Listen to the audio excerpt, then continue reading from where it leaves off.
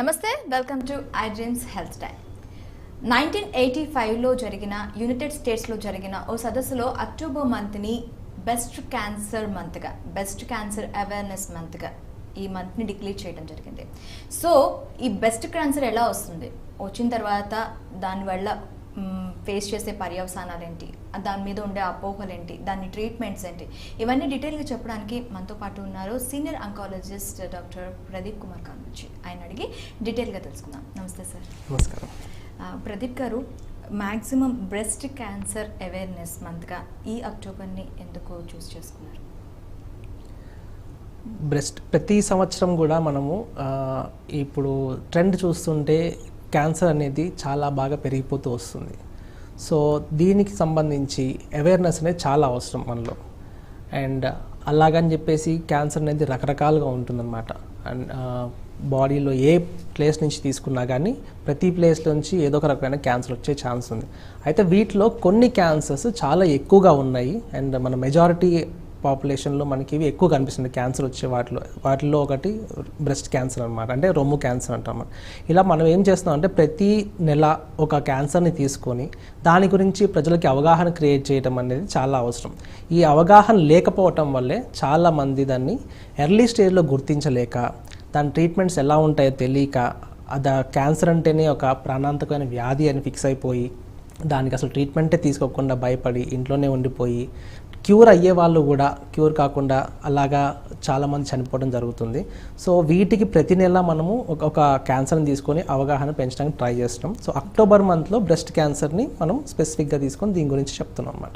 Okay, మనకి ఇప్పుడు ఎక్కువగా చనిపోతున్నారని చెప్తూ అంటున్నారు కదా, మ్యాక్సిమం ఈ బ్రెస్ట్ క్యాన్సర్ వల్ల చనిపోయే వాళ్ళు కానీ అసలు సగటున ఎంతమందికి వచ్చే అవకాశాలు ఉంటాయి? బ్రెస్ట్ క్యాన్సర్ ప్రపంచం మొత్తం చూసుకుంటే ఆల్మోస్ట్ అరౌండ్ ఒక 12 నుంచి 15% మందికి ఇప్పుడు బ్రెస్ట్ క్యాన్సర్తో ఎఫెక్ట్ అవుతూ ఉన్నారు. వీళ్ళలో క్యాన్సర్స్ వచ్చిన వాళ్ళలో బ్రెస్ట్ క్యాన్సర్ శాతం almost 20 to 25% members breast cancer వాళ్ళే ఉన్నారనమాట. సో బ్రెస్ట్ క్యాన్సర్ వచ్చిన వాళ్ళు ఈ మరణాల శాతం కూడా ఆల్మోస్ట్ చాలామంది అట్లా ఇది 25% వరకు కూడా వీళ్ళు బ్రెస్ట్ క్యాన్సర్ వల్ల మరణించిన వాళ్ళు కూడా ఉన్నారనమాట. సో కాకపోతే ఈ లాస్ట్ దశాబ్ద కాలం చూసుకుంటే ఈ యొక్క ఇన్సిడెన్స్ అంటాం, అంటే కొత్తగా డిటెక్ట్ అయ్యే బ్రెస్ట్ క్యాన్సర్ అన్నమాట, ఇవి పెరుగుతూ వస్తున్నాయి. ఇది ఇంకా కూడా పెరిగే ఛాన్స్ ఉందన్నమాట. ఓకే, మనకి అసలు బ్రెస్ట్ క్యాన్సర్ ఎలా వస్తుంది? ఫస్ట్ ఆ బ్రెస్ట్ క్యాన్సర్ అంటే ఏంటి అసలు? బ్రెస్ట్ క్యాన్సర్ అంటే మనకి తెలుగులో చెప్పుకుంటే రొమ్ము క్యాన్సర్ అంటాము. అంటే మన రొమ్ము యొక్క కణజాలం ఏదైతే ఉందో ఈ కణజాలంలో నుంచి ఏదైనా ఒక కణం నుంచి కానీ ఒక కణతిలాగా ఫామ్ అయితే దాన్ని బ్రెస్ట్ క్యాన్సర్ అంటాం అన్నమాట. బ్రెస్ట్ క్యాన్సర్ రావడానికి మన రొమ్ములో ఉండే రకరకాల టిష్యూస్ ఉంటాయి. సపోజ్ మనకి ఇప్పుడు ఫ్యాట్ టిష్యూ ఉండొచ్చు, లేకపోతే మిల్క్ ప్రొడ్యూస్ చేసే గ్లాండ్స్ ఉండొచ్చు, లేకపోతే వాటిని సప్లై చేసే డక్ట్స్ అంటాం. ఈ ఏ యొక్క కణజాలం నుంచి అయినా మనకి బ్రెస్ట్ క్యాన్సర్ డెవలప్ అవ్వచ్చు అనమాట. సో వీటిలో మళ్ళీ ఇది హిస్టాలజీ అంటాం, అంటే దాని యొక్క కణజాలాన్ని బట్టి రకరకాల డివిజన్స్ ఉంటాయి. ఈ రకమైన బ్రెస్ట్ క్యాన్సర్, ఇంకో రకమైన బ్రెస్ట్ క్యాన్సర్, ఇలా డివిజన్స్ ఉంటాయి అన్నమాట. సో ఏదైనా టిష్యూ నుంచి డెవలప్ అవ్వచ్చు, అండ్ అది ఒకసారి పెరుగుతూ పోతే పక్కనున్న కణజాలంలో కూడా ఇన్వాల్వ్ అవ్వచ్చు అనమాట. ఎప్పుడైతే అది పక్కనున్న కణజాలను కూడా ఇన్వాల్వ్ చేస్తుందో, తింటూ వెళ్ళిపోతుందో, డిస్ట్రాయ్ చేస్తుందో, అప్పుడు దాన్ని మనం జనరల్గా ఇన్వేజివ్ క్యాన్సర్స్ అంటాం అన్నమాట. లేదు అదొకటే చిన్న కణతలాగా పెరుగుతూ వస్తున్నాయి అనుకోండి, అది పక్కనున్న టిష్యూస్ని ఏమీ డిస్టర్బ్ చేయట్లేదు, అలాంటి వాటిని మామూలుగా కణతులు అంటాం. కొన్ని సింపుల్ చెప్పుకోవాలంటే ఫైబ్రాయిడినోమాస్ ఇలాంటివి కొన్ని ఉంటాయి. వాటిలో ఏంటంటే అవి జస్ట్ ఒక టిష్యూలాగా పెరుగుతుంటాయి, కానీ అవి ఇంకా అలాగే ఉండిపోవచ్చు, లేకపోతే పెరగవచ్చు, కానీ ఈ మనిషిని ఇబ్బంది పెట్టవు. సో క్యాన్సర్స్ అనేసరికి అవి పెరుగుతూనే ఉంటాయి, అవి ఆగవన్నమాట. నువ్వు ట్రీట్మెంట్ ఇచ్చేదాకా పెరుగుతూనే ఉంటాయి. ఇప్పుడు మీరు బ్రెస్ట్లో డిఫరెంట్ పార్ట్స్లో వచ్చే అవకాశాలు ఉంటాయి, డిఫరెంట్ మనకి బ్రెస్ట్ క్యాన్సర్స్ ఎన్ని రకాలు ఉన్నాయి, అవి ఎలా మనం చేయొచ్చు, అంటే ఎన్ని రకాలు అని చెప్పవచ్చు బ్రెస్ట్ క్యాన్సర్స్? సో ఇందాక చెప్పినట్టు బ్రెస్ట్ క్యాన్సర్లో మనకి లోబులార్ కార్సినోమా అంటారు, అంటే బ్రెస్ట్ లోబ్స్ ఉంటాయి అన్నమాట, దాని నుంచి రావచ్చు, అంటే గ్లాండ్స్ ఉంటాయి. లేదా డక్టల్ కార్సినోమా అంటారు, అంటే మన యొక్క ఈ పాలను సప్లై చేసే డక్ట్స్ ఉంటాయి, దాని నుంచి కూడా డెవలప్ కావచ్చు. ఇది కాకుండా మామూలుగా ఫ్యాటీ టిష్యూ ఉంటుంది, దాని నుంచి జనరల్గా రాదు. సో మేజర్గా ఈ రెండింటి నుంచే వస్తాయి, డక్టల్ కార్సినోమా లేదంటే లోబులార్ కార్సినోమా అంటాం. వీటిలో డక్టల్ కార్సినోమా అనేది మనం చాలా ఎక్కువగా కామన్గా చూస్తుంటాం. ఆల్మోస్ట్ మీకు 80 to 90% డక్టల్ కార్సినోమాలే ఉంటాయి. ఈ లోబులార్ కార్సినోమా చాలా తక్కువ, అండ్ డక్టల్ కార్సినోమా అంత ఇన్వేజివ్, అంత అగ్రెసివ్ కూడా ఉండదు అనమాట. ఇప్పుడు ఒకసారి మనం దీన్ని ఎలా గుర్తించవచ్చు అంటారు ఒకసారి వచ్చిన తర్వాత? బ్రెస్ట్ క్యాన్సర్ జనరల్గా చాలామంది అసలు వచ్చినట్టు తెలియదు, అసిమ్టమాటిక్ అంటాం వాళ్ళని. వాళ్ళు గుర్తించే సైజ్కి వచ్చేసరికి చాలా అడ్వాన్స్ స్టేజ్లో కూడా ఉంటుందన్నమాట. దానికి రీజన్ ఏంటంటే ఫస్ట్ బ్రెస్ట్ వాల్యూమ్ అనమాట. ఇప్పుడు రొమ్ము ఎంత వాల్యూమ్ ఉందనుకోండి, దానిలో ఫ్యాటీ టిష్యూ చాలా ఉంటుందన్నమాట. ఈ మధ్యలో ఎక్కడైనా చిన్న కణతి డెవలప్ అయినా మనకి తెలియదు, లోపల ఎక్కడో ఉంటుంది. అన్లెస్ ఏదైనా చేతికి టచ్ అయినప్పుడు కానీ, లేకపోతే గడ్డ పెరిగి సైజ్ పెరిగి మన స్కిన్కి తగులుతున్నప్పుడు కానీ, లోపల ఏదైనా రాయిలాగా కానీ లంప్ లాగా కానీ అనిపించినప్పుడు, లేదంటే ఎప్పుడైనా నిప్పుల్స్లోంచి ఇలా బ్లడ్ డిశ్చార్జ్ లాగా రావటం కానీ, లేకపోతే పెయిన్ అనిపించినప్పుడు కానీ, లేదంటే బ్రెస్ట్ టిష్యూలో ఏమైనా చేంజెస్ అంటే స్కిన్లో చేంజెస్ కనిపించినా కానీ, లేదంటే మన నిప్పుల్స్ ఉంటాయి కదండి, అవి లోపలికి ఇండ్రా అవుతాయి అన్నమాట. ఇలాంటి ఏమైనా డిఫరెంట్ చేంజెస్ కనిపించినప్పుడు ఒకసారి అట్లీస్ట్ సెల్ఫ్ ఎగ్జామినేషన్ చేసుకున్నా కానీ మనకి తెలుస్తుంది. లోపల ఎక్కడైనా చిన్న కణితిలాగా, చిన్న గడ్డలాగా, రాయిలాగా అనిపించినా కానీ వెంటనే దాన్ని పరీక్ష చేసుకోవటం అవసరం. చాలామంది ఏంటంటే వదిలేస్తారు, పట్టించుకోరు. ఈ సెల్ఫ్ ఎగ్జామినేషన్ అనేది చాలామందికి తెలియదు, అలవాటు కూడా లేదు. ఎప్పుడో అది పెద్దదయ్యి గడ్డలాగా తగులుతున్నప్పుడు అప్పుడు డాక్టర్ దగ్గరికి వస్తారు, కానీ రెగ్యులర్గా చెక్ చేసుకునే అలవాటు లేదు. సో అది వచ్చేదాకా తెలియదు అనమాట. ఓకే, ఈ సిమ్టమ్స్ లేకుండా కూడా వచ్చే అవకాశాలు ఉంటాయంటారా? సిమ్టమ్స్ లేకుండా అంటే చెప్పా కదండి, ఆల్మోస్ట్ 50 to 60% మందికి ఏ సిమ్టమ్ తెలియదు. ఎప్పుడో మ్యామోగ్రామ్ తీసినప్పుడు బయటపడటము, లేదంటే ఇట్లా సెల్ఫ్ ఎగ్జామినేషన్ అవేర్నెస్ చెప్పినప్పుడు అప్పుడు చెక్ చేసుకున్నప్పుడు బయటపడటం, అప్పటిదాకా వాళ్ళకు ఉన్నది కూడా తెలియదు. దానికి కారణం చాలా చిన్నగా ఉండొచ్చు, అండ్ వాళ్ళ దానికి ఎగ్జామినేషన్ చేసుకోవటే అవగాహన లేకపోవటం అనమాట. మనకి క్లినికల్గా సంబంధించి ఎటువంటి టెస్టులు దీనికి అవైలబుల్గా ఉన్నాయి? బ్రెస్ట్ క్యాన్సర్కి మెయిన్గా ఉపయోగపడేది ఏంటంటే మ్యామోగ్రామ్లో ఏంటంటే ఎంత చిన్న గడ్డ ఉన్నా కానీ మనకి ఇమీడియట్గా తెలిసిపోతుంది. అండ్ చాలా సింపుల్ టెస్ట్ అది, ఎక్స్రే తీసినంత ఈజీగా బ్రెస్ట్కి మ్యామోగ్రామ్ తీస్తాం అనమాట. అండ్ మ్యామోగ్రామ్లో ఎప్పుడైనా చిన్న గడ్డ డిఫరెన్షియేట్ వచ్చింది అనుకోండి, అది మనకి దాన్ని గ్రేడింగ్ చేస్తాం. ఇది బినైన్ టిష్యూవా, లేకపోతే క్యాన్సరస్ లాగా అనిపిస్తుందా, హైలీ సస్పిషియస్ ఉందా, లేకపోతే బార్డర్ లైన్ ఉందా, ఇలా ఒక గ్రేడింగ్ ఉంటుంది అనమాట. చాలా వరకు 80-90% ఎలా ఉంటాయంటే అన్ని గడ్డలు క్యాన్సర్లు కావు. 80-90% మామూలు సేఫ్ బినైన్ ట్యూమర్స్ అంటాం. అట్లా ఫైబ్రాయిడినోమాస్ కావచ్చు, లేకపోతే ఫ్యాటీ టిష్యూ గ్లోబ్యూల్స్ కావచ్చు, లేకపోతే ఇన్ఫెక్షన్ నుంచి చిన్న సిస్ట్ లాగా కూడా ఫామ్ అవ్వచ్చు. అన్ని గడ్డలానికి కనిపిస్తాయి. సో అల్ట్రాసౌండ్ తీసినప్పుడు కొంచెం డిఫరెన్సెస్ తెలుస్తాయి అనమాట. ఎప్పుడైతే అది ఎగ్జాక్ట్ అదా కాదా తెలుసుకోవాలంటే దాన్ని సూది పరీక్ష చేస్తాం అనమాట. బయాప్సీ కానీ ఎఫ్ఎన్ఏసీ కానీ చేస్తాం. దానిలో మనకి ఆ టిష్యూ ఎప్పుడైతే మైక్రోస్కోప్ కింద పెట్టి చూస్తామో అవి క్యాన్సర్ కణాలు ఉన్నాయా, లేకపోతే ఈ బినైన్ ట్యూమర్స్ ఉన్నాయా, లేకపోతే ఏమైనా ఇన్ఫెక్షన్ ఉందా, ఇన్ఫ్లమేషన్, ఇలాంటివన్నీ తెలిసిపోతాయి అనమాట. ఇది ఇమేజింగ్లో. ఇది కాకుండా ఇంకా ఫర్దర్ కావాలంటే సిటీ స్కాన్ తీయచ్చు. సిటీ స్కాన్ తీస్తే ఏమవుతుందంటే అది ఎంత సైజులో ఉంది, ఏ కణజాలాన్ని ఇన్వాల్వ్ అయ్యింది, అంటే ఛాతి స్కిన్ కూడా ఇన్వాల్వ్ అయిందా, లేకపోతే వెనక సైడ్ ఉన్న మన ఛాతి మజిల్స్ ఉంటాయి కదా వాటి దాకా కూడా పాకి ఉన్నదా, లేకపోతే చుట్టుపక్కల ఉన్న వాటిని తినేసిందా, లేదంటే అక్కడి నుంచి మనకి జనరల్గా ఏమవుతుందంటే ప్రతి రొమ్ము ఎలా ఉంటుందంటే ఇక్కడ నుంచి డ్రైనేజ్ ఉంటుంది అన్నమాట, లింఫ్ నోడ్స్ అంటాం. అవన్నీ మనకి ఆర్మ్ పిట్లోకి వెళ్తాయి అన్నమాట. సో వాటిల్లో కూడా ఏమన్నా లింఫ్ నోడ్స్ ఇన్వాల్వ్ అయి ఉన్నాయి, ఇవన్నీ కూడా మనం చూడటం జరుగుతుంది అనమాట. సో సిటీ స్కాన్ ఇది. ఇంకా నెక్స్ట్ లెవెల్కి వెళ్తేనే బ్రెస్ట్ ఎంఆర్ఐ. చాలా మందిలో కొంతమంది యంగేజ్ వాళ్ళు ఉంటారన్నమాట, వాళ్ళల్లో సిటీ స్కాన్ కానీ మ్యామోగ్రామ్ అంత క్లియర్గా కనబడకపోవచ్చు, ఇంకా డెన్స్ బ్రెస్ట్ ఉంటారన్నమాట, సాంద్రత ఎక్కువ ఉండి క్లియర్గా రాకపోవచ్చు. వాళ్ళకి ఏంటంటే బ్రెస్ట్ ఎంఆర్ఐ తీస్తే అంటే ఇంకా క్రిస్టల్ క్లియర్గా ఎక్కడ చిన్నగా ఉన్నా సస్పిషియస్గా ఉన్నవి కూడా బయటకు వస్తాయి అన్నమాట. అయితే అది మనం జనరల్గా చెప్పము, మ్యామోగ్రామ్ తీస్తాము, డౌట్ ఉంటే బయాప్సీ చేస్తాము, సిటీ స్కాన్ తీయొచ్చు అంటే ఎక్స్టెండ్ చూసుకోవడానికి. ఇంకా ఇప్పుడు లేటెస్ట్కి వచ్చిన వాటిలో పెట్ సిటీ స్కాన్ అంటాం. మీకు ఒకసారి అది సోది పరీక్షలో కన్ఫర్మ్ అయింది అనుకోండి, బాడీలో అక్కడే ఉందా, స్ప్రెడ్ అయిందా, ఇవన్నీ చూడటం కోసం మనం చాలా అవసరం. దాన్ని బట్టే మనం స్టేజింగ్ చేయడం జరుగుతుంది. అంటే బ్రెస్ట్ క్యాన్సర్ వల్ల మనకి వేరే పార్ట్స్ లో కూడా క్యాన్సర్ వచ్చే అవకాశాలు ఉంటాయా బ్రెస్ట్ క్యాన్సర్ ఉన్న వాళ్ళకి? బ్రెస్ట్ క్యాన్సర్ ఉన్న వాళ్ళకి ఇక్కడ రెండు విషయాలు ఉన్నాయి. బ్రెస్ట్ క్యాన్సర్ ఉన్న వాళ్ళకి బ్రెస్ట్ క్యాన్సర్ వేరే పార్ట్స్ స్ప్రెడ్ అవుతుందా అనేది ఒకటి, లేదంటే బ్రెస్ట్ క్యాన్సర్ ఉన్న వేరే క్యాన్సర్ అంటే గర్భసంచి క్యాన్సర్ రావటం కానీ, లంగ్ క్యాన్సర్ రావటం కానీ, సర్వైకల్ క్యాన్సర్ ఇలాంటివి వచ్చే ఈ అవకాశం కూడా ఉంది. సో కొన్ని సిండ్రోమ్స్ అని ఉంటాయి అన్నమాట. కొంతమంది జెనెటికల్లీ ఏంటంటే వాళ్ళకి ప్రీడిస్పోజ్డ్ ఉంటాయి, వాళ్ళకి కొంచెం జెనెటికల్లీ కొంచెం డిఫెక్టివ్ ఉందనుకోండి, వాళ్ళకి సర్టెన్ టైప్స్ వచ్చేస్తాయి. బ్రెస్ట్ క్యాన్సర్, దాంతోపాటు ఎండోమెట్రియల్ క్యాన్సర్ రావటము, లేకపోతే హార్మోనల్ ఎఫెక్ట్ కంబైన్గా కనిపించవచ్చు. వాళ్ళలో కూడా కొంతమంది గర్భసంచి క్యాన్సర్ ఉన్న వాళ్ళు, లేకపోతే గర్భసంచి ముఖద్వార క్యాన్సర్ అంటాం అంటే సర్వైకల్ క్యాన్సర్, వీళ్ళల్లో కూడా బ్రెస్ట్ క్యాన్సర్ ఉండే ఛాన్స్ ఉండొచ్చు. ఇలా ఎప్పుడైనా లింక్ ఉంది, హై రిస్క్ ఉన్న వాళ్ళు లేదంటే అందుకని ఖచ్చితంగా క్లినికల్ ఎగ్జామినేషన్ చేసేటప్పుడు కూడా బ్రెస్ట్ క్యాన్సర్ వాళ్ళకి కూడా ఈ గర్భసంచికి సంబంధించిన కూడా టెస్టులు చేయాల్సి ఉంటుంది. సేఫ్ సైడ్ అంటే అక్కడ కూడా ఇంకా డెవలప్ అవుతుంది. లేదా గర్భసంచి క్యాన్సర్ ఉన్న వాళ్ళకి, లేదా సర్వైకల్ క్యాన్సర్ ఉన్న వాళ్ళకి కూడా బ్రెస్ట్ కూడా ఎప్పుడు రెగ్యులర్గా చెక్ చేస్తుంటాం. ఓకే అనమాట. ఇప్పుడు మనకి బ్రెస్ట్ క్యాన్సర్స్లో లంప్స్ అన్నారు కదా, ఈ లంప్స్ ఎలా ఏర్పడతాయి, అసలు లంప్స్ అంటే ఏంటి? లంప్ అంటే మామూలుగా ప్రతి కణం కూడా అది డివైడ్ అవుతుంది, డివైడ్ అయ్యి సెల్స్ పెరుగుతూ పోతాయి. మన బాడీ మొత్తం కూడా చిన్నప్పటి నుంచి పెరుగుతూ వస్తుంది, అలాగనే నెంబర్ ఆఫ్ సెల్స్ కూడా పెరుగుతూ ఉంటాయి. అదంటే ఒక రెగ్యులర్ ప్యాటర్న్లో పెరుగుతాయి అన్నమాట.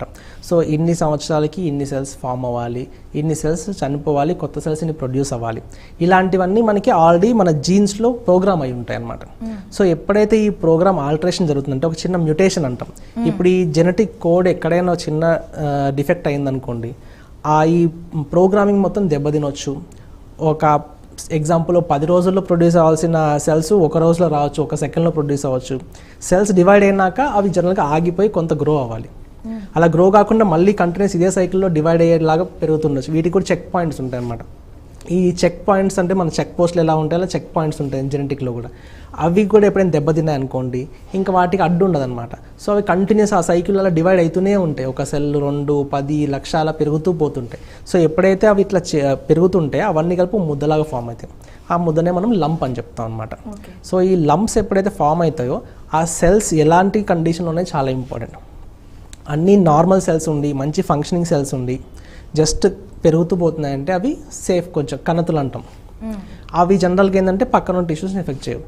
వాటి ఆర్కిటెక్చర్ కూడా చేంజ్ అయిపోయి సెల్స్ కూడా మారిపోయి ఫంక్షన్ చేయకుండా పిచ్చిగా పెరుగుతూ ఇన్వేజివ్ క్యారెక్టర్స్ వచ్చేస్తాయి. అంటే పక్కన దానికి స్ప్రెడ్ అయిపోయేలాగా వాటికి క్యారెక్టర్స్ వస్తాయి. అలాంటి ఫామ్ అయితే వాటిని క్యాన్సర్స్ అంటాం అనమాట. ఓకే, సమ్ టైమ్స్ ఈ బ్రెస్ట్ క్యాన్సర్స్ వచ్చినప్పుడు పెయిన్ లాంటివి ఉండటం కానీ, లేకపోతే ఇచ్చింగ్ లాంటివి ఉండటం కానీ ఏమైనా జరుగుతూ ఉంటుందా? జనరల్గా క్యాన్సర్ కణతుల వల్ల పెయిన్ కానీ ఇచ్చింగ్ కానీ రాదు. మోస్ట్లీ ఇన్ఫెక్షన్స్ ఉన్న వాటిలో కానీ, లేదంటే ఎలర్జీస్ ఉన్న అలాంటి వాటిలో ఇవి ఎక్కువగా చూస్తుంటాం.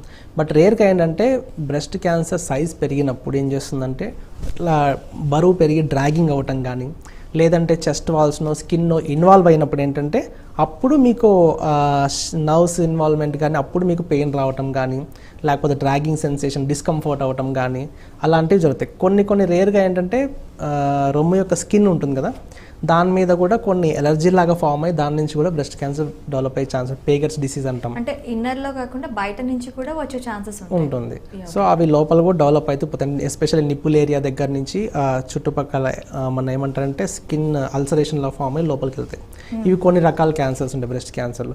అలాంటి వాటిలో మనం కొంచెం రేర్గా ఇట్లా ఎలర్జీ లాగా కనిపించడం కానీ, దురద పెట్టడం కానీ, నొప్పిగా ఇలాంటివి చూస్తుంటాం. కొన్నిట్లో ఏంటంటే డైరెక్ట్ స్కిన్కి ఓపెన్ అయిపోయి అల్సర్స్ లాగా ఫామ్ అవుతాయి. అంటే బ్రెస్ట్ క్యాన్సర్స్ అనగానే ఫస్ట్ ఆడవాళ్ళకి మాత్రమే వస్తున్నాయి అంటారు. ఇది ఓన్లీ ఆడవాళ్ళలో వచ్చేదేనా, లేకపోతే మగవాళ్ళలో వస్తూ ఉంటుందా? బ్రెస్ట్ క్యాన్సర్ అనేది ఆడవాళ్ళలో వచ్చేది మాత్రమే అనేది అపోహ. మగవాళ్ళలో కూడా రావచ్చు. కాకపోతే బ్రెస్ట్ క్యాన్సర్ ఆడవాళ్ళలో వచ్చేది చాలా ఎక్కువ, రేర్గా వస్తుంది మగవాళ్ళలో. ఎందుకంటే దీనికి మెయిన్ రీజన్ ఏంటంటే బ్రెస్ట్ టిష్యూ ఉండటం. ఎంత ఎక్కువ టిష్యూ ఉంటే మీకు అంత రిస్క్ ఉన్నట్టు. సో ఇప్పుడు బ్రెస్ట్ టిష్యూ ఆడవాళ్ళలో జనరల్గా ఎక్కువ ఉంటుంది. మగవాళ్ళలో ఏంటంటే డెవలప్మెంట్లోనే ఆ టిష్యూ మొత్తం వెళ్ళిపోతుంది అనమాట. ఎవరిలో అయితే కొంచెం రెమినెంట్ లాగా ఉండి జెనెటికల్లీ ప్రాబ్లం ఉందో వాళ్ళల్లో ఛాన్స్ ఉంటుందన్నమాట. ఓకే, మరి మగవాళ్ళలో వచ్చే బ్రెస్ట్ క్యాన్సర్స్ ఎన్ని రకాలు ఉన్నాయి, అవి వాటిని ఎలా డయాగ్నోస్ చేస్తారు? బ్రెస్ట్ క్యాన్సర్ మగవాళ్ళకి వచ్చినా కానీ ఆడవారికి వచ్చినా కానీ సిమ్టమ్స్ కానీ టైప్స్ కానీ అన్నీ సేమే ఉంటాయి. మోస్ట్లీ వాళ్ళల్లో వీళ్ళు వచ్చే టైప్ ఆఫ్ బ్రెస్ట్ క్యాన్సర్ అన్నీ సేమ్ ఉంటాయి. కాకపోతే ఏంటంటే బ్రెస్ట్ క్యాన్సర్ మగవాళ్ళలో గుర్తించడం కొంచెం ఈజీ అవుతుంది. ఎందుకంటే ఏ చిన్న గడ్డ ఫామ్ అయినా వాళ్ళకి అబ్నార్మల్గా అనిపిస్తుంది. సో ఇమీడియట్గా డాక్టర్ దగ్గరికి వెళ్ళటము, టెస్ట్ చేసుకోవడం జరుగుతుంది. ట్రీట్మెంట్లో కూడా ఏ డిఫరెన్సెస్ ఉండవు. వాళ్ళకి వీళ్ళకి సేమ్ ట్రీట్మెంట్స్ ఉంటాయి అన్నమాట. ఇంకొకటి డిఫరెన్స్ ఎక్కడ వస్తుంది అంటే ఆడవారిలో ఈ హార్మోనల్ సైకిల్స్ నడుస్తుంటాయి, ఈస్ట్రోజన్ ప్రొజెస్ట్రాన్ సైకిల్స్ ఈ ఋతుక్రమంతో పాటు. సో వాటి యొక్క ఎఫెక్ట్ మెయిన్గా బ్రెస్ట్ టిష్యూ మీద ఉండి దాని నుంచి బ్రెస్ట్ క్యాన్సర్ ఫామ్ అయ్యే ఛాన్స్ ఎక్కువ ఉంటాయి. అందుకనే ఆడవారిలో ఎక్కువ ఛాన్స్ ఉంటుంది. ఈ సైకిల్స్ మగవారిలో ఉండవు కాబట్టి చాలా రేర్ ఈ ఎఫెక్ట్ ఉండడం అనమాట. అంటే రేర్ కానీ వచ్చే అవకాశం అయితే ఉంటుంది. మరి వీటికి ట్రీట్మెంట్స్కి సంబంధించి అంటే ఫస్ట్ ఆఫ్ ఆల్ ఇవి ఎంతవరకు అంటే మగాళ్ళలో కానీ ఆడవాళ్ళలో కానీ ఇవి ఎంతవరకు ప్రాణాంతకంగా ఉంటాయి, అంటే ప్రాణాలు పోయే స్టేజ్ వరకు వెళ్తాయి ఇవి? ఓకే, ఏ క్యాన్సర్ అయినా కానీ ఎర్లీ స్టేజ్లో గుర్తించినప్పుడు అవి ప్రాణాంతకంగా ఉండవు. అండ్ ఇప్పుడు ఉన్న ట్రీట్మెంట్ ఎఫెక్ట్స్ కానీ లైక్ సర్జరీ కానీ రేడియేషన్ కానీ కీమోథెరపీ కానీ ఇంకా కొత్తగా వస్తున్న ఇమ్యూనోథెరపీ కానీ టార్గెట్ థెరపీ కానీ ఇట్లా రకరకాల ట్రీట్మెంట్స్ పెరుగుతున్నాయి కాబట్టి ఈవెన్ అడ్వాన్స్ స్టేజ్లో కూడా మనం చాలా వరకు ట్రీట్మెంట్ చేయడం జరుగుతుంది. బట్ ఎప్పుడైతే ఇవి లోకల్ అంటే అది ఉన్న ప్రదేశం నుంచి దాటి బాడీలో స్ప్రెడ్ అవుతాయో దాన్ని మనం స్టేజ్ 4 అని చెప్తాం జనరల్గా. ఈ స్టేజ్ 4 కానీ వీటిలో మెటాస్టేసిస్ అని చెప్తాం. ఇవి ఎప్పుడైతే వస్తాయో మన యొక్క ట్రీట్మెంట్ క్యూర్ అయ్యే ఛాన్సెస్ తగ్గిపోతాయి. ఇవి ఇలా వదిలేస్తే మాత్రం ఖచ్చితంగా ప్రాణాంతకం అవుతాయి.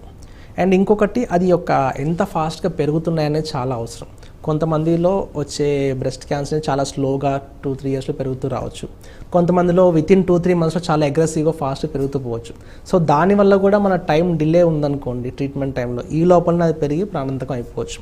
సో ఏదైనా కానీ మనం డయాగ్నోసిస్ చేసిన దగ్గర ట్రీట్మెంట్ చేసుకునే ఈ గోల్డెన్ పీరియడ్ అనేది వేస్ట్ చేసుకోకూడదు, చాలా అవసరం అన్నమాట. అంటే ఈ బ్రెస్ట్ క్యాన్సర్ అనేది ఓన్లీ బ్రెస్ట్ వరకే పరిమితమే ఉంటుందా, లేకపోతే బాడీలో ఇంకెక్కడికైనా స్ప్రెడ్ అయ్యే అవకాశాలు ఉంటాయా? సో ఏ క్యాన్సర్ అయినా కానీ ఉన్న చోట పెరుగుతూ వస్తుంది. ఒకసారి ఆ ఏరియా దాటి మనం రక్తనాళాల నుంచి కానీ లింఫ్ గ్లాండ్స్ అంటాం, లింఫ్ నోడ్స్ వాటి నుంచి కానీ లేకపోతే డైరెక్ట్ స్ప్రెడ్ పక్కన ఉన్న టిష్యూస్ని కూడా తినేస్తూ వెళ్ళిపోతాయి. ఓకే. సో ఈ 3 దారుల్లోంచి బాడీలో ఎక్కడికైనా స్ప్రెడ్ అవ్వచ్చు. అందుకే దాన్ని మనం జనరల్గా ఇన్వేజివ్ క్యాన్సర్స్ అంటాం.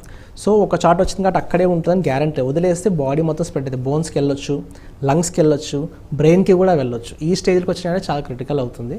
ట్రీట్మెంట్స్ కూడా చాలా కష్టం, ఆ టైంలో క్యూర్ చేయడం చాలా కష్టం. సో వాళ్ళని ఓన్లీ మనం మేనేజ్ చేయగలుగుతాం, ఎంతవరకు సర్వైవ్ చేయగలుగుతాం అనేది. టెస్ట్లు ఎన్ని అవైలబుల్గా ఉన్నాయి దీని గురించి సంబంధించి? బ్రెస్ట్ క్యాన్సర్కి మెయిన్గా అన్నిటికంటే ఫస్ట్ ఇంపార్టెంట్ క్లినికల్ ఎగ్జామినేషన్. అది డాక్టర్ అనే కాదు, ఎవరు మన ప్రతి ఒక్కరు కూడా ఇంట్లో కూడా చేసుకోవచ్చు అనమాట. సెల్ఫ్ బ్రెస్ట్ ఎగ్జామినేషన్ అక్కడి నుంచే మనం యాక్చువల్గా మొదలు పెట్టవచ్చు. సెల్ఫ్ బ్రెస్ట్ ఎగ్జామినేషన్ చేసుకుంటే లాభం ఏంటి అంటే ఎంత ఎర్లియస్ట్ స్టేజ్లో ఏ చిన్న గడ్డ వచ్చినా కానీ ఇమీడియట్గా ఐడెంటిఫై చేసి మీరు డాక్టర్కి చూపించవచ్చు. అది ఏంటో తెలుసుకొని ఒకవేళ బ్రెస్ట్ క్యాన్సర్ అనుకోండి వెరీ ఎర్లీ స్టేజ్లో అయితే చాలా సింపుల్ ట్రీట్మెంట్స్తో పోతాయి, క్యూర్ అయిపోతాయి. అది నెక్స్ట్ స్టెప్ అయినా డాక్టర్ దగ్గర క్లినికల్ ఎగ్జామినేషన్ చేయించుకోవడం. రెగ్యులర్ ఫాలోఅప్స్లో ఉన్నారనుకోండి వాళ్ళు బ్రెస్ట్ క్యాన్సర్కి సంబంధించిన టెస్ట్లు చేస్తారు. క్లినికల్ ఎగ్జామినేషన్ చేసినప్పుడు వాళ్ళకి కానీ ఏ చిన్న గడ్డ అనిపించినా కానీ లేకపోతే రొమ్ము యొక్క స్కిన్ మీద కానీ నిప్పుల్స్ కానీ డిఫరెన్స్ వచ్చినా కానీ ఇమ్మీడియట్గా ఫర్దర్ ఎవాల్యుయేషన్ చేయడం జరుగుతుంది. ఇది కాకుండా నెక్స్ట్ స్టెప్ వచ్చేసి మనకు డౌట్స్ ఉన్నప్పుడు ఆర్ ఏజ్ ప్రకారం స్క్రీనింగ్ చేస్తాం. 40 ఇయర్స్ ప్లస్ వాళ్ళందరూ కూడా మ్యామోగ్రఫీ చేసుకోవడం చాలా అవసరం. అట్లీస్ట్ 1 to 2 ఇయర్స్లో ఒక్కసారి మ్యామోగ్రఫీ చేసుకుంటే ఏంటంటే ఎప్పుడైనా ఏ చిన్న గడ్డ ఫామ్ అయినా కానీ లోపల మనకి టచ్ కావు, కానీ లోపల ఎక్కడ ఉండొచ్చు, అవి తెలిసిపోతాయి. ఓకే. సో దానివల్ల మనకి చాలా హెల్ప్ అవుతుంది. అంటే మనకి ఇప్పుడు ట్రీట్మెంట్స్కి సంబంధించి ఏ ట్రీట్మెంట్ ఏ స్టేజ్లో ఇస్తూ ఉంటారు? బ్రెస్ట్ క్యాన్సర్కి వచ్చేసరికి మెయిన్ ట్రీట్మెంట్స్ మనకి సర్జరీ, కీమోథెరపీ, రేడియేషన్. ఇవి కాక ఇంకా ఇమ్యూనోథెరపీ, టార్గెట్ థెరపీ అని కూడా ఇంకా మనకి ఇప్పుడు యాడ్ అయ్యి ఉన్నాయన్నమాట.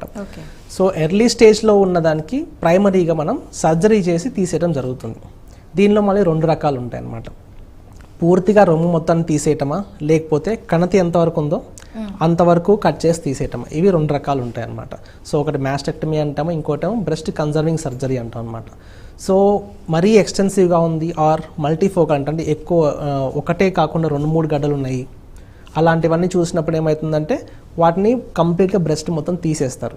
దాన్ని మ్యాస్టెక్టమీ అని చెప్పాం. దీనిలో కూడా మళ్ళీ రకరకాలు ఉంటాయి. అంటే ఓన్లీ బ్రెస్ట్ టిష్యూ తీస్తారా, దాని కింద మజిల్ కలిపి తీస్తారా, లేదంటే పక్కనున్న ఆర్మ్పిట్స్లో ఉన్న లింఫ్ నోడ్స్ ఇవన్నీ కలిపి తీస్తారా, ఇవన్నీ రకరకాల స్టేజ్ని బట్టి అది ఎంతవరకు ఎక్స్టెండ్ అయిందో దాన్ని బట్టి మనం చేయడం జరుగుతుంది. ఇది కాకుండా చిన్నగా ఉంది అంతవరకే తీయొచ్చు అంటే ఇప్పుడు బాగా ఎక్కువ పాపులర్ అవుతుంది అంటే బ్రెస్ట్ కన్జర్వింగ్ సర్జరీ అంటాం అనమాట. బ్రెస్ట్ కన్జర్వింగ్ సర్జరీలో ఏంటి అంటే అంతవరకే తీస్తాం కాబట్టి ఆ చుట్టుపక్కల ఉన్న బ్రెస్ట్ని డిస్టర్బ్ చేయము. దాంతోపాటు ఇంకా ఏమవుతుందంటే మన యొక్క కాస్మెటిక్ ఎఫెక్ట్ ఉండదు. ఎప్పుడైతే బ్రెస్ట్ తీసేస్తారో చాలామంది సైకలాజికల్గా ఎఫెక్ట్ అయ్యే ఛాన్స్ ఉంటుంది. సో ఆ ఎఫెక్ట్ నుంచి మనం రాకుండా బ్రెస్ట్ కన్జర్వింగ్ సర్జరీ తోటి మనం హెల్ప్ అవుతుంది అనమాట. ఇవి సర్జరీకి సంబంధించినవి. తర్వాత నెక్స్ట్ వీళ్ళలో కొంచెం సైజ్ 2 సెంటీమీటర్స్ కన్నా ఎక్కువ ఉన్న కొంచెం పెద్ద సైజు ఉన్న వీళ్ళకి ఏంటంటే కీమోథెరపీ ఇస్తాం అనమాట. కీమోథెరపీ ఏంటంటే మనకి జనరల్గా ఇంజెక్షన్స్ ఇస్తాము. ఆ ఇంజెక్షన్స్ తోటి ఏంటంటే బాడీ మొత్తం తిరుగుతూ ఎక్కడికి కూడా స్ప్రెడ్ కాకుండా దాన్ని ఆపడం జరుగుతుంది అనమాట. సో ఇంకా బ్రెస్ట్ క్యాన్సర్ అనేది కొంచెం హై రిస్క్ ఉంటుంది, బాడీలోకి స్ప్రెడ్ అయ్యే ఛాన్స్ ఎక్కువ ఉంటుంది. కాబట్టి వీళ్ళకి చాలా వరకు ఎర్లీ స్టేజ్ కాకుండా కొంచెం పెద్దగా ఉన్న వాళ్ళందరికీ కూడా కీమోథెరపీ యాడ్ చేయడం జరుగుతుంది. కీమోథెరపీతో పాటుగా హార్మోనల్ థెరపీ అంటాం. వీళ్ళల్లో ఎవరికైనా ఈస్ట్రోజన్, ప్రొజెస్ట్రాన్ ఇలాంటివి పాజిటివ్ ఉన్నాయనుకోండి, వాళ్ళకి హార్మోనల్ థెరపీ చాలా హెల్ప్ఫుల్ ఉంటుందన్నమాట. సో ఇది మనం జనరల్గా ట్రీట్మెంట్ అయిన తర్వాత కూడా ఒక 5 years వరకు కంటిన్యూ చేస్తాం. దీనివల్ల ఏంటంటే మళ్ళీ బ్రెస్ట్ క్యాన్సర్ మనకి తిరిగి రాదు. ఇది కాకుండా మనకి రేడియేషన్ అనేది చాలా ఇంపార్టెంట్ ఉంటుంది. బ్రెస్ట్ కన్జర్వింగ్ సర్జరీ చేసినప్పుడు ఏంటంటే చుట్టుపక్కల బ్రెస్ట్ టిష్యూ తీసేయారు కాబట్టి అక్కడెక్కడైనా మైక్రోస్కోపిక్ లెవెల్లో సెల్స్ ఉంటాయేమో వాటిని మళ్ళీ పెరగకుండా ఉంచడం కోసం ఏంటంటే బ్రెస్ట్ మొత్తానికి రేడియేషన్ ఇస్తాం అనమాట. సో దీనివల్ల ఏంటంటే లోకల్గా మళ్ళీ బ్రెస్ట్ క్యాన్సర్ రాకుండా కాపాడడం జరుగుతుంది. అంటే ఒకసారి ట్రీట్మెంట్ తీసుకున్న తర్వాత కూడా మళ్ళీ వచ్చే అవకాశాలు ఉంటాయా? ఖచ్చితంగా ఉంటాయి. ఏదైనా కానీ క్యాన్సర్ తీసుకున్నప్పుడు వెరీ ఎర్లీ స్టేజ్ తీసుకుంటే 90 to 95% రాదు వెనక్కి. బట్ స్టేజ్ పెరిగే కొద్దీ ఏంటంటే ఛాన్స్ పెరుగుతూ ఉంటుంది అన్నమాట. స్టేజ్ 3, స్టేజ్ 4 చూస్తే మీకు 60 to 70% మళ్ళీ వెనక్కి వచ్చే ఛాన్స్ ఉంటుందన్నమాట. సో అందుకనే వీళ్ళకి ఫాలో అప్ అనేది చాలా అవసరం. కంప్లీట్గా ట్రీట్మెంట్ అయిపోయింది ఇంకా మర్చిపోయి వదిలేయడానికి లేదు. ఎవ్రీ 3 monthsకి అట్లీస్ట్ ఫస్ట్ 2 years వరకు ఎవ్రీ 3 monthsకి ఒక స్కాన్ చేసి ఎలా ఉంది, లోపల కండిషన్ ఎలా ఉంది, మళ్ళీ ఏమైనా పెరుగుతూ వస్తుందా, లేకపోతే కొత్త ప్లేసెస్లో ఏమైనా వస్తున్నాయా, ఇవి చెక్ చేయడం జరుగుతుంది. ఓకే, ఇప్పుడు బ్రెస్ట్ క్యాన్సర్ అనగానే సర్జరీ అనగానే మెయిన్గా ఆడవాళ్ళకి ఏంటంటే సర్జరీలో మొత్తం పార్ట్ అంతా తీసేస్తారు. లేదంటే మళ్ళీ ఆ పార్ట్ తీసేసిన తర్వాత దాన్ని ఆపరేషన్స్లో మళ్ళీ ఏమైనా పెరిగే ఛాన్సెస్ ఉంటాయా, లేదంటే దానికి ఏమైనా పద్ధతులు ఉన్నాయా? అంటే తీసేసిన పార్ట్ మళ్ళీ పెట్టేదంటారా? ఓకే, దీన్ని ఏమంటారంటే బ్రెస్ట్ రీకన్స్ట్రక్షన్ సర్జరీ అంటాం అనమాట. సో ఎప్పుడైతే గడ్డ చాలా పెద్దగా ఉంది దాన్ని తీసేస్తాం. ఆడవాళ్ళలో ఏంటంటే బ్రెస్ట్ తీసేస్తారు అంటే అదొక దీనిగా మెంటల్గా సైకలాజికల్గా బాగా డిప్రెస్ అయిపోతారు. సో అలాంటి వాళ్ళు ఏంటంటే ముందు ఎగ్జామిన్ చేసుకోవడానికి వెళ్ళరు అండ్ ట్రీట్మెంట్కి సహకరించరు, ఇలా జరుగుతూ ఉంటాయి. సో అలాంటి వాళ్ళకి ఈ థెరపీ ఎంతవరకు ఉపయోగపడుతుంది? అందుకనే ఈ రెండిట్లో మ్యాస్టెక్టమీ అంటే బ్రెస్ట్ మొత్తం తీసేసిన వాళ్ళు ఏంటంటే మనకి ఐదో సిలికాన్ ఇంప్లాంట్స్ పెట్టడం కానీ, హోల్ బ్రెస్ట్ ఆగ్మెంటేషన్ టెక్నిక్స్ కానీ, లేదంటే రీకన్స్ట్రక్షన్ కానీ చేయడం జరుగుతుంది అనమాట. లేదు బ్రెస్ట్ కన్జర్వింగ్ సర్జరీ చేస్తే అంటే జనరల్గా చిన్నది తీసేస్తే పెద్దగా తేడా తెలియదు. ఇప్పుడున్న చేసే సర్జికల్ పద్ధతుల్లో మీకు జనరల్గా అంత డిఫరెన్స్ కూడా కనిపించదు అనమాట. బట్ ఎప్పుడైతే కొంచెం హెవీ వాల్యూమ్ తీసేస్తే అంటే రీకన్స్ట్రక్షన్ సర్జరీ చేసి ఎగ్జాక్ట్గా ముందర ఎలాగుందో అలాగనే రీకన్స్ట్రక్షన్ కూడా చేయడం జరుగుతుంది. సో ఈవెన్ ఆ సుచర్ లైన్స్ కూడా మనకి ఎక్కడ సర్జరీ చేసి చాలా వరకు కనపడవు, అంత చిన్న చిన్న సూచర్ లైన్స్తో చేస్తారన్నమాట. అది కూడా మనకి కనపడని ఏరియాస్లోనే ఇన్సిషన్ చేసి దాని నుంచి తీయడం జరుగుతుంది. సో దీని కాస్మెటిక్ అప్పీల్ కూడా చాలా పెరుగుతుంది అన్నమాట. సో ఒకవేళ బ్రెస్ట్ క్యాన్సర్ ఉండి ఎవరైనా ట్రీట్మెంట్ చేయించుకోము దీనివల్ల ఇది ఇలా బ్రెస్ట్ లాస్ట్ అవుతాము అనుకున్న వాళ్ళకి కూడాను కాస్మెటికల్ సర్జరీస్ కూడా అవైలబుల్గా ఉన్నాయని చెప్తారు. ఓకే, ఇది ఎక్కువగా ఎటువంటి వాళ్ళకు వచ్చే అవకాశాలు ఉంటాయంటారు? బ్రెస్ట్ క్యాన్సర్ అంటున్నారా? ఎటువంటి వాళ్ళకంటే అంటే ఏ ఏజ్లో, అంటే కొన్ని పద్ధతులు పాటించని వాళ్ళు ఉంటారు. ఇలా కొంతమందికి అవేర్నెస్ లేక కొంతమంది డ్రింక్ చేయటం వల్ల, స్మోకింగ్, ఇప్పుడు కల్చర్ పెరుగుతున్న కొద్దీ స్మోకింగ్ అండ్ డ్రింకింగ్ కూడా ఆడవాళ్ళలో ఎక్కువగా అలవాటు పడిపోయింది. సో ఇది ఒక్కటే కాజని కాదు, బ్రెస్ట్ క్యాన్సర్స్కి వచ్చే అవకాశాలు ఎక్కువగా ఎవరిలో ఎక్కువగా? ఓకే, ఫస్ట్ తీసుకుంటే మనకి మెయిన్గా ఏజ్, యంగర్ ఏజ్లో అంత కనిపించదు అన్లెస్ వాళ్ళకి ఏదైనా జెనెటికల్ ఆర్ ఫ్యామిలీ హెరిడిటరీ ఉంటే తప్ప. వీళ్ళలో ఇది చాలా తక్కువ శాతం 5 to 10% మాత్రమే ఉంటారు. ఏజ్ 40 పెరిగిన దగ్గర నుంచి ప్రతి ఒక్కరికి ఒక రిస్క్ ఉంటుంది అనమాట. అంటే జనరల్ పాపులేషన్ రిస్క్ లాగా 40+ వాళ్ళలో ఇది ఎక్కువ వచ్చే ఛాన్స్ ఉంటుంది. ఎంత ఏజ్ పెరిగే కొద్దీ అంత ఎక్కువ ఛాన్స్ పెరుగుతూ ఉంటుంది. సెకండ్ ఏంటి అంటే హార్మోనల్ ఎఫెక్ట్ అనమాట. ఈ ఋతుక్రమాల ఎలా నడుస్తుంటాయో దాని మీద ఈస్ట్రోజన్ హార్మోన్ యొక్క ఎఫెక్ట్ బాడీలో అన్ని ప్లేసెస్ మీద పడుతూ ఉంటుంది, మెయిన్గా బ్రెస్ట్ టిష్యూ మీద అనమాట. సో ఎర్లీగా వీళ్ళకి ఋతుక్రమం స్టార్ట్ అవటం, లేట్గా మెనోపాజ్ రావటం, సో ఇది ఎంత గ్యాప్ ఎక్కువైతే ఏజ్లో అంత ఎక్కువ ఈస్ట్రోజన్ ఎఫెక్ట్ బ్రెస్ట్ మీద ఉంటుందన్నమాట. సో ఈ క్రమంలో ఇంకొకటి ఏంటంటే తొందరగా పెళ్ళి అవుతుందా లేదా, పిల్లల్ని కంటున్నారా లేదా, పిల్లల్ని కలని వాళ్ళు ఏంటంటే ఈస్ట్రోజన్ ఎఫెక్ట్ చాలా ఎక్కువ ఉంటుంది అనమాట. పిల్లల్ని కన్న వాళ్ళు ప్రొజెస్ట్రాన్ ఎఫెక్ట్ వచ్చేసి ఈ ఈస్ట్రోజన్ సైకిల్స్ని బ్రేక్ చేస్తుంది అనమాట. సో ఈ ఎఫెక్ట్స్ కూడా చాలా ఉంటాయి. సో మెయిన్లీ ఈస్ట్రోజన్ అపోజిషన్ లేకుండా కంటిన్యూస్గా బ్రెస్ట్ టిష్యూ మీద ఎఫెక్ట్ ఉంటే రిస్క్ చాలా ఎక్కువ ఉంటుంది. ఇది మెయిన్గా ఉంటుంది. దీనికి తోడి మన యొక్క లైఫ్ స్టైల్లో మెయిన్గా వచ్చేసి పాన్ గుట్కా నవలటం ఒకటి, స్మోకింగ్ ఒకటి, ఆల్కహాల్, దీంతో పాటుగా ఇంకా మనకి లైఫ్ స్టైల్ చేంజెస్లో మన తినే పదార్థాలు, ఫ్యాట్ ఫుడ్స్, ప్రాసెస్డ్ ఫుడ్స్, ఇలాంటివన్నీ కూడా మనకి ఈ యొక్క రిస్క్ని పెంచుతాయి అన్నమాట. దీంతో పాటు ఇప్పుడు స్ట్రెస్ పెరుగుతుంది, లైఫ్ స్టైల్ మారిపోతుంది, స్లీప్ సైకిల్స్ తగ్గుతున్నాయి, ఒబేసిటీ పెరుగుతుంది. ఒబేసిటీ కూడా ఒక కారణం అన్నమాట. ఒబేసిటీ ఇంకా లింక్ ఉన్నది మనం యాక్టివిటీ లేకపోవటం. సో ఫిజికల్ యాక్టివిటీ తక్కువ ఉంటే ఒబేసిటీ పెరుగుతుంది. ఒబేసిటీ వల్ల మన యొక్క లోపల హార్మోనల్ ఇంబ్యాలెన్స్ కూడా పెరుగుతుంది. దీంతో మళ్ళీ రిస్క్ ఫ్యాక్టర్స్ పెరుగుతాయి అన్నమాట. సో మన డైటరీ ఫ్యాక్టర్స్ ఎఫెక్ట్ చేస్తాయి, ఎన్విరాన్మెంట్ ఎఫెక్ట్ చేస్తుంది. ఇంకా ఇవి కాకుండా చిన్నప్పుడు ఎప్పుడైనా వీళ్ళకి వేరే ఏదైనా క్యాన్సర్ ఉందో, ఏదైనా కారణం వాళ్ళు రేడియేషన్ తీసుకున్నారనుకోండి బ్రెస్ట్ ఏరియాలో, వాళ్ళకు కూడా వచ్చే ఛాన్సెస్ ఉంటాయి. అండ్ కొంతమందిలో డెన్స్ బ్రెస్ట్ అంటాం, అంటే రొమ్ము కణజాలం ఏంటంటే చాలా గట్టిగా సాంద్రత ఎక్కువ ఉంటుంది, వాళ్ళల్లో కూడా వచ్చే ఛాన్సెస్ ఎక్కువ ఉంటాయి. ఎంత టిష్యూ ఎక్కువ ఉంటే అంత రిస్క్ పెరుగుతుంది అన్నమాట. ఓకే, స్మాల్ బ్రేక్ తీసుకుందాం. Stay with us. 5 రాష్ట్రాల్లో మోగిన ఎన్నికల నగార. మొత్తం 679 నియోజకవర్గాలకు ఎన్నికలు. లోక్సభ ఎన్నికలకు సెమీఫైనల్స్. ఆమె తూమే తేల్చుకోవడానికి సిద్ధమైన ప్రధాన పక్షాలు, పార్టీల తలరాతలు మార్చడానికి సిద్ధమైన ఓటర్లు, వ్యూహ ప్రతి వ్యూహాల్లో మునిగి తేలుతున్న పార్టీలు. కాంగ్రెస్, బీజేపీ, బీఆర్ఎస్ లకు అగ్ని పరీక్ష.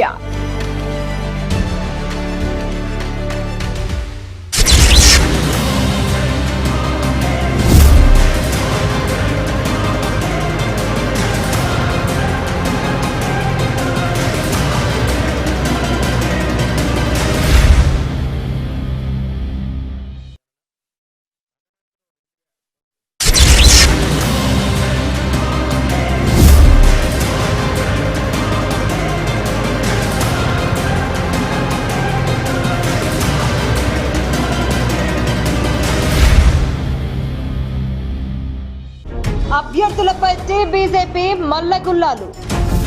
పెద్దల అప్రూవల్ కోసం ఢిల్లీ చేరిన లిస్ట్. 39తో తొలి లిస్ట్ ఇవ్వడానికి ఆపసోపాలు. ఫస్ట్ లిస్ట్ లో ముఖ్య నేతలకే టికెట్లు. పార్టీని వీడుతున్న ముఖ్య నేతలు. చివరి నిమిషం వరకు ఈటల కూడా డౌటే. 80 స్థానాల్లో క్యాండిడేట్ల కోసం సర్చింగ్. విజయం మాదే అంటున్న బీజేపీకి అభ్యర్థుల కరువా? జాతీయ నేతల టూర్లతో కమలం వికసిస్తుందా?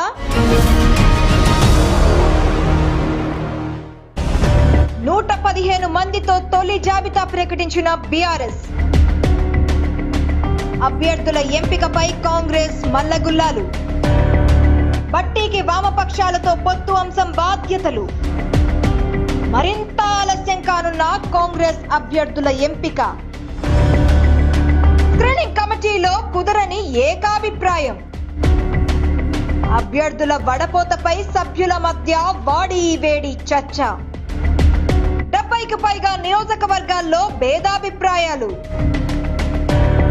బీసీలకు 34 టికెట్లు ఇస్తామన్న హామీపై కసరత్తు. 10 సెగ్మెంట్లపై ముందుకు సాగని చర్చ. ఒక పేరు ప్రతిపాదనతో రాహుల్ ఆగ్రహం. ప్రత్యామ్నాయాన్ని చెప్పుకునే కాంగ్రెస్ గట్టెక్కుతుందా?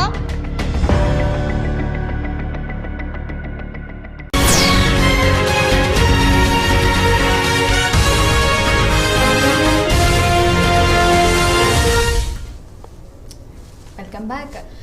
స్క్రీనింగ్ ద్వారా మనం బ్రెస్ట్ క్యాన్సర్స్ని ఎంతవరకు గుర్తించవచ్చు అంటారు? స్క్రీనింగ్ అనేది బ్రెస్ట్ క్యాన్సర్లో చాలా ఇంపార్టెంట్ ఇష్యూ అనమాట. స్క్రీనింగ్స్లో అన్నిట్లో కల్లా ఇది చాలా పాపులర్ కూడా అయింది. ఎందుకంటే బ్రెస్ట్ క్యాన్సర్ స్క్రీనింగ్ అనేది చాలా ఈజీ. వెరీ సింపుల్గా ఒక మ్యామోగ్రామ్ చేస్తే సరిపోతుంది. అండ్ ఇది 40 ఇయర్స్ దాటిన ప్రతి ఒక్క ఆడవారిలో చేయటం చాలా అవసరం అనమాట. And every 1 year or every 2 ఇయర్స్కి ఒకసారి చేసుకుంటూ వెళ్తే సరిపోతుంది. అండ్ ఎవరికైనా ఫ్యామిలీలో ఆల్రెడీ బ్రెస్ట్ క్యాన్సర్ వచ్చిన వాళ్ళు ఉంటే మాత్రం వాళ్ళు వచ్చిన ఏ ఏజ్లో అయితే వాళ్ళకి వచ్చింది, సపోజ్ 50 ఏళ్ళకో లేకపోతే 40 ఇయర్స్కి వచ్చింది అనుకోండి, వీళ్ళు 30 ఏళ్ళ దగ్గర నుంచి 10 ఏళ్ళ ముందర నుంచే స్క్రీనింగ్ చేసుకోవడం చాలా అవసరం అనమాట. సో స్క్రీనింగ్ చేయడం వల్ల మనకు లాభం ఏంటంటే అసలు క్యాన్సర్ ఉందా లేదా అనేది ఫస్ట్ ఒకటి తెలుస్తుంది. ఒకవేళ ఎప్పుడైనా పొరపాటున డెవలప్ అవుతున్నా దాన్ని ఫస్ట్ స్టేజ్లోనే పట్టుకోవడం జరుగుతుంది అనమాట. దీనివల్ల 100% క్యూర్ చేయడం జరుగుతుంది. సో స్క్రీనింగ్ ప్రోగ్రామ్స్ అనేది చాలా అవసరం. ఓకే, మనకి వేరే ఏదైనా వ్యాధులు ఉండటం వల్ల మనకి బ్రెస్ట్ క్యాన్సర్ వచ్చే అవకాశం ఉందా? అంటే వేరే క్యాన్సర్స్ ఉండటం వల్ల బ్రెస్ట్ క్యాన్సర్స్ వచ్చే అవకాశాలు, అలాగే మనకి షుగర్, తర్వాత బీపీ ఇలాంటి జెనెటికల్ వ్యాధులు ఏమైనా ఉండటం వల్ల వచ్చే అవకాశాలు ఎక్కువైనా ఉంటాయి? క్యాన్సర్ అనేది వేరే నార్మల్ టిష్యూస్ నుంచి లైక్ బీపీలు, షుగర్లు అలాంటి వాటి నుంచి అయితే సంబంధం ఉండదు. కాకపోతే ఒబేసిటీ, ఇది మనం ఒకటి గమనించుకోవాలి. ఒబేసిటీ ఉన్న వాళ్ళలో వచ్చే ఛాన్స్ ఉంటుంది. అదర్వైజ్ మామూలు హార్ట్ ప్రాబ్లమ్స్ ఉన్నా కానీ, ఆస్తమా ఇలాంటివి ఏమున్నా కానీ వాటికి వీటికి అయితే సంబంధం ఉండదు. దీనికి మెయిన్గా కావాల్సింది జీన్స్ లెవెల్లో ఒక డిఫరెన్స్ కావాలన్నమాట. అది జరిగినప్పుడే ఇవి డెవలప్ అవుతాయి. ఏదైనా జెనెటిక్ సిండ్రోమ్స్ ఉండి, జెనెటికల్ ప్రాబ్లమ్స్ ఉండి వాళ్ళలో దీనికి BRCA1, BRCA2 ఇలా జీన్స్ ఉంటాయి అన్నమాట. ఈ జీన్స్ ఎప్పుడైనా పొరపాటు మ్యూటేషన్ అయితే వాళ్ళలో రిస్క్ పెరుగుతుంది. ఓకే, ఇప్పుడు అమ్మాయిల్లో బ్రెస్ట్ క్యాన్సర్స్ లో దుస్తులు వేసుకోవటం వల్ల కానీ, మొబైల్ ఫోన్ పాకెట్స్లో అంటే షర్ట్ పాకెట్స్లో పెట్టుకోవటం వల్ల కానీ, ఇలాంటి రీజన్స్తో ఏమైనా వచ్చే అవకాశాలు ఉంటాయంటారా? బ్రెస్ట్ క్యాన్సర్ మీద మనము చాలా అపోహలు చూస్తూ ఉంటాము, వింటూ ఉంటాం. ఎస్పెషల్లీ ఒకసారి గూగుల్లో కొడితే 100 రకాల భయాందోళన గురి చేసే స్టేట్మెంట్స్ కనిపిస్తూ ఉంటాయి. కాకపోతే ఇవి most of them are like అపోహలే, ఏవి నిజాలు కావు. మెయిన్గా అడిగేది చాలామంది అడుగుతూ ఉంటారు, లోదుస్తులు టైట్గా వేసుకున్నా, లేకపోతే బ్రాస్ గట్టిగా హార్డ్గా ఉన్న వైర్స్ ఉన్న వేసుకున్న బ్రెస్ట్ క్యాన్సర్లు వస్తాయి, ఇలాంటివి చాలామంది అడుగుతూ ఉంటారు. బట్ దీనికి బ్రెస్ట్ క్యాన్సర్కి ఎలాంటి సంబంధం లేదు. బ్రెస్ట్ క్యాన్సర్ డెవలప్ అవ్వాలంటే జెనెటిక్ లెవెల్లో ఏదైనా డిఫరెన్స్ వచ్చి దాని నుంచి లోపల నుంచి డెవలప్ అయితే వస్తుంది, కానీ బయట నుంచి వచ్చే ప్రెషర్స్ నుంచి అలాంటివి అయితే రాదు. ఇది ఒకటి. ఇది కాకుండా ఇంకొకటి ఏదో అడిగారు, మొబైల్ ఫోన్స్ కదా. మొబైల్ ఫోన్స్ నుంచి వచ్చే కిరణాల వల్ల రేడియేషన్ అనుకొని, ఆ రేడియేషన్ వల్ల కూడా క్యాన్సర్ వస్తుందని చాలామంది భయభ్రాంతులకు గురవుతూ ఉంటారు. బట్ మొబైల్ ఫోన్ నుంచి వచ్చే సిగ్నల్స్ వేరు, దీనికి కావాల్సిన రేడియేషన్ వేరు. ఇవి ఎలక్ట్రోమాగ్నెటిక్ రేడియేషన్స్ అంటారు. వీటి వల్ల బ్రెయిన్ క్యాన్సర్స్ కానీ, బ్రెస్ట్ క్యాన్సర్ కానీ ఎలాంటి క్యాన్సర్ డెవలప్ అయ్యే అవసరం ఇంకా చాలా లో లెవెల్ ఎనర్జీస్ అనమాట ఇవి. అంతేగాని దీనివల్ల పెట్టుకుంటే ఏదో అయిపోతుంది. కాకపోతే వీటి వల్ల వేరే ఎఫెక్ట్స్ వచ్చేవి ఉంటాయి కానీ క్యాన్సర్స్ అయితే రావు. ఓకే, ఎటువంటి రేడియేషన్స్ వల్ల మనకి క్యాన్సర్స్ వచ్చాయి అంటే నార్మల్ క్యాన్సర్స్ వచ్చే అవకాశాలు ఉంటాయంటారు? రేడియేషన్ ఇప్పుడు మనం ఎక్స్రేస్ తీస్తాము, అదొక type of energy radiations. CT scan తీస్తాము, అల్ట్రాసోనోగ్రఫీ చేస్తాం, అది సౌండ్ వేవ్స్, ఇదేమో ఎక్స్రేస్ అనమాట. ఇది కాకుండా ఇంకా పెట్ సిటీ స్కాన్స్ కానీ కొంతమంది ట్రీట్మెంట్స్కి వాడతాం. ట్రీట్మెంట్స్కి వాడేవి చాలా హై ఎనర్జీ రేడియేషన్ ఉంటాం. ఇవి కిలో వోల్ట్స్లో ఉంటాయి, అవి మెగా వోల్ట్స్లో ఉంటాయి అన్నమాట. సో అలాంటి రేడియేషన్స్ కనుక ఎప్పుడైనా వాడి ఉంటే ఆ ఏరియాలో ఉన్న DNA డ్యామేజ్ అవుతుంది. కాబట్టి వాళ్ళకి ఏదైనా జెనెటికల్ వీక్నెస్ ఉన్నా కానీ, మళ్ళీ హీలింగ్ ప్రాపర్టీస్ జనరల్గా ఏంటంటే మన బాడీలో ఎక్కడ DNA డ్యామేజ్ అయినా కానీ దాని రిపేరింగ్ సిస్టమ్స్ ఉంటాయి అన్నమాట. నార్మల్ టిష్యూ రిపేర్ అవుతుంది. అలాంటి రిపేర్ కాని డిఫెక్ట్స్ వాళ్ళు ఎవరికి ఉన్నాయి అనుకోండి, లాంగ్ రన్లో వాళ్ళకు కూడా వచ్చే ఛాన్స్ ఉంది. అంతేగాని ఇంకొకటి సిటీ స్కాన్ తీసుకుంటే రేడియేషన్ వస్తుంది, దాని నుంచి క్యాన్సర్స్ వస్తాయి, ఇలాంటి భయాలు కూడా చాలామంది చెప్తుంటారు. బట్ సిటీ స్కాన్స్ ఇప్పుడున్న టెక్నాలజీ ప్రకారం చాలా లోయెస్ట్ ఎనర్జీస్ అనమాట. వాటితోటి క్యాన్సర్ వచ్చే ఛాన్స్ లేదు. అనవసరంగా వీటికి భయపడి అసలు తీసుకోవాల్సిన టెస్టులు కూడా చేసుకోరు చాలామంది. మీకు సిటీ స్కాన్ నుంచి ఒక క్యాన్సర్ డెవలప్ అవ్వాలంటే అలాంటి ఒక 1000 స్కాన్లు చేయాలి. ఒక మనిషి జీవితంలో 1000 స్కాన్లు ఎవరికి కావు. సో అదనమాట, భయపడాల్సిన పని లేదు, టెస్టులు అన్నీ చేయించుకోవచ్చు. మనకి మెమోగ్రామ్ ద్వారా కూడాను, మెమోగ్రామ్ చేయించుకుంటే మెయిన్గా టెస్టులు చేయించుకోవడానికి ముందు ఎందుకు భయపడతారు అంటే ఈ టెస్టుల వల్ల ఎక్కువగా అయిపోతుంది, స్ప్రెడ్ అయిపోతుంది. ముందు మెమోగ్రామ్ చేయించుకుంటే ఆ క్యాన్సర్ అనేది స్ప్రెడ్ అవుతుందని ఒక అపోహ. మెమోగ్రామ్ వల్ల నిజంగా స్ప్రెడ్ అవుతుంది క్యాన్సర్? లేదండి, మీరు అన్నట్టు ఇది అపోహనే. మ్యామోగ్రాఫ్ అనేది బయట నుంచి మనం ఎక్స్రేస్ తీస్తున్నాం, బాడీని టచ్ కూడా చేయట్లేదు. సో ఆ కణజాలని మనం కనీసం టచ్ చేయట్లేదు, కదిలించట్లేదు. సో దాని నుంచి స్ప్రెడ్ అయ్యే అవకాశం లేదు. ఇన్ఫ్యాక్ట్ మనకు క్లియర్గా తెలుస్తుంది అసలు ఎక్కడ ఉంది అనేది. ఇంకొకటి ఏంటంటే బయాప్సీ. బయాప్సీ మీద కూడా చాలామంది భయపడుతూ ఉంటారు. సూది పరీక్ష చేస్తే అక్కడ మీరు పొడుస్తున్నారు కాబట్టి అక్కడి నుంచి కణాలు వచ్చేసి వేరే చోట స్ప్రెడ్ అవుతాయేమో, ఈ భయాలు కూడా ఉంటాయి. అలా భయపడాల్సిన అవసరం లేదు. ఎందుకంటే వాటిని స్పెసిఫిక్గా ఎలా తీయాలో దాని స్పెషలిస్టులు ఉంటారు, ఆంకాలజిస్టులు కానీ లేకపోతే పెథాలజిస్టులు కానీ, ఎవరైతే దానికి సంబంధించిన టెక్నీషియన్ వాళ్ళకి ఎగ్జాక్ట్ ఎక్కడి నుంచి ఎలా తీయాలో తెలుసు. అందుకనే స్పెసిఫిక్ సెంటర్స్లో కానీ డయాగ్నోసిస్లో వాటిని కరెక్ట్గా చూసుకొని తీసుకోవాల్సి ఉంటుంది. అండ్ ఇంకొకటి, బయాప్సీ తీసినందుకు మాత్రం అదేం స్ప్రెడ్ అయిపోదు. ఎందుకంటే వాళ్ళు తీసే ఏరియాస్లో కూడా సర్జరీ చేసే ఏరియాస్ చూసుకొని తీస్తారు. అండ్ ఇంకోటి, ఇప్పుడు గైడెన్స్ వచ్చింది మనకి, అల్ట్రాసౌండ్ గైడెన్స్ కానీ సిటీ గైడెడ్ బయాప్సీస్ కానీ ఇట్లా చేస్తామంటే వాటిలో మన ఇమేజ్ని చూసుకుంటూ ఎగ్జాక్ట్ ఎక్కడైతే గడ్డ ఉందో దాని లోపల పెట్టి మాత్రమే తీస్తాం. బ్లైండ్ బయాప్సీస్ లాగా అక్కడ ఇక్కడ చుట్టుపక్కల అన్ని కళ్ళిచ్చేసి చేయరు అన్నమాట. సో దానివల్ల ఏం స్ప్రెడ్ కాదు. ఓకే, మనకి బాడీలో ఉండే గ్లూకోజ్ ఎక్కువగా ఈ కణాలని ఇంప్రూవ్ చేస్తుందని అంటారు. ఈ గ్లూకోజ్ వల్ల బ్రెస్ట్ క్యాన్సర్ పెరిగే అవకాశాలు ఉంటాయంట బాడీలో ఉండే గ్లూకోజ్ వల్ల? జనరల్గా ఉన్న అపోహ ఏంటి అంటే క్యాన్సర్ సెల్స్ గ్లూకోజ్ని మీద ఆధారపడి ఉంటాయి. సో గ్లూకోజ్ ఎక్కువ తీసుకుంటే వాటికి ఫుడ్ ఎక్కువ అవుతుంది, అవి ఇంకా బలంగా పెరిగిపోతాయి. ఇది చాలామంది అనుకునేది. బట్ బాడీలో గ్లూకోజ్ అన్ని సెల్స్ ఎలా తీసుకుంటాయో క్యాన్సర్ సెల్స్లో కూడా అలానే వెళ్తుంది. వాటికి అప్టేక్ కొంచెం ఎక్కువ ఉంటుంది, కానీ అవి తీసుకొనేమి డెవలప్ అయిపోవు. సో జనరల్గా అవి ఏంటంటే ఎక్కువ డివైడ్ అవుతున్నాయి కాబట్టి ఎక్కువ గ్లూకోజ్ అప్టేక్ ఉంటుంది. ఇదే కాన్సెప్ట్ మనం యూజ్ చేసుకొని మన పెట్ సిటీ స్కాన్, FDG అంటే రేడియో యాక్టివ్ గ్లూకోజ్ యూజ్ చేసి మనకి కణాలు ఎక్కడనే తెలుస్తాయి అన్నమాట. అలా మీరు షుగర్ ఎక్కువ తీసేసుకుంటే వాటికి ఎక్కువ వెళ్ళిపోయి అవి షుగర్ వల్ల అవి గ్రోత్ అయ్యే ఛాన్సెస్ లేదు. అది అంతా అపోహ మాత్రమే. ఇంకా ఇంకొక అపోహ ఏంటంటే చెస్ట్ ఎక్కడైనా బ్రెస్ట్లో కానీ చెస్ట్లో కానీ బయట నుంచి ఏమైనా ఫిజికల్గా ఇంజ్యూరీస్ అయితే దానివల్ల క్యాన్సర్స్ వచ్చే అవకాశాలు ఎక్కువగా ఉంటాయి అంటారు. అలా వస్తాయా? ఎప్పుడైనా రొమ్ము టిష్యూ మీద కానీ లేకపోతే మన ఛాతి మీద కానీ ఎప్పుడైనా దెబ్బ తగిలినప్పుడు ఆర్ పడినప్పుడు ఏదైనా గాయాలు అవ్వచ్చు. ఆ ప్రెషర్ వల్ల మనకి లోపల టిష్యూ డ్యామేజ్ అవుతుంది, కానీ క్యాన్సర్ సెల్స్ డెవలప్ కావన్నమాట. సో దాని గురించి కూడా భయపడాల్సిన అవసరం ఏమీ లేదు. జనరల్గా ఆ టిష్యూ డ్యామేజ్ అయినప్పుడు ఆటోమేటిక్గా బాడీ హీల్ అవుతుంది, కానీ క్యాన్సర్స్ మాత్రం డెవలప్ కావు దాని నుంచి. ఓకే, ఇప్పుడు వక్షాజాలాల్లో ఏర్పడే ప్రతి గడ్డ, ఇప్పుడు మనకి బ్రెస్ట్లో ఉండే ప్రతి గడ్డ కూడాను క్యాన్సర్ అనే అనుకోవచ్చా మనం? బ్రెస్ట్ టిష్యూ అనే రొమ్ము టిష్యూలో వచ్చే మనకి కణజాలంలో ఆల్మోస్ట్ ఏ గడ్డ ఫామ్ అయినా 90% వరకు అవి నాన్ క్యాన్సరస్ మాత్రమే ఉంటాయి. జనరల్గా ఫైబ్రోయిడినోమాస్ అంటాము, లేకపోతే ఫైబ్రోసిస్టిక్ చేంజెస్ అంటాము, లేకపోతే కొవ్వుగడ్డలు ఫామ్ అవ్వచ్చు. ఇలాంటి ఏవి ఫామ్ అయినా కానీ అవి క్యాన్సరస్ కాదు. ఓన్లీ 10% మాత్రమే మనకి అవి క్యాన్సర్ అయ్యే ఛాన్స్ ఉంది. కాకపోతే మనకి ఏ గడ్డ ఫామ్ అయినా కానీ దానికి సస్పిషియస్ అనిపించినప్పుడు బయాప్సీ చేసి టెస్ట్ చేయడం చాలా అవసరం. ఎందుకంటే ఆ 10% మనం మిస్ కాకూడదు. ఎప్పుడైతే మనం వదిలేస్తామో అది పెరిగిందనుకోండి, ట్రీట్మెంట్ క్యూర్ అయ్యే ఛాన్స్ నుంచి మనం క్యూర్ చేసుకోలేని స్టేజ్కి వెళ్ళిపోతాం. అందుకని ఏ చిన్న గడ్డ వచ్చినా సస్పిషియస్ అనిపిస్తే మాత్రం ఖచ్చితంగా బయాప్సీ చేస్తాం. అలా అని చెప్పి బయాప్సీ చేసే ప్రతిదీ క్యాన్సర్ కాదు, అది కాదు అని తెలుసుకోవడం కోసం కూడా మనం బయాప్సీ చేస్తాం. ఓకే, అన్ని రకాల గడ్డలు క్యాన్సర్ అంటే గడ్డలు లేకుండా కూడా క్యాన్సర్ వచ్చే అవకాశాలు ఉంటాయి, ఓన్లీ గడ్డలతో మాత్రమే ఈ క్యాన్సర్ అనేది వస్తుందంటారా? అంటే ఇప్పుడు డక్టల్ కార్సినోమా అంటాము. మన యొక్క ఈ పాల డక్ట్స్ ఉంటాయి కదా, లాక్రిమల్ డక్ట్స్ కానీ ఇది లాక్టిఫెరస్ డక్ట్స్ అంటాం అనమాట. అంటే ఈ పాలన్నీ గ్లాండ్స్లో ప్రొడ్యూస్ అయ్యి అవన్నీ నిప్పుల దగ్గర చేరవేసాం అనమాట. వీటిల్లో ఎప్పుడైనా కానీ ఆ లైనింగ్ ఉంటుంది, ఆ లైనింగ్ నుంచి కూడా మనకి క్యాన్సర్ డెవలప్ అవ్వచ్చు.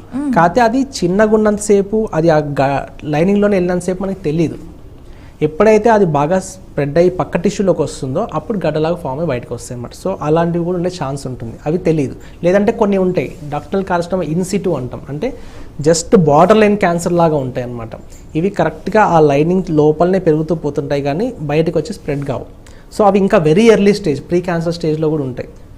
వాటిని కూడా ఎర్లీ స్టేజ్లో గుర్తిస్తే అంతవరకు సర్జరీ చేస్తే క్యూర్ అయిపోతాయి అన్నమాట. వదిలేస్తే ఇన్వేసివ్ క్యాన్సర్ లాగా డెవలప్ అయ్యే ఛాన్సెస్ ఉంటాయి.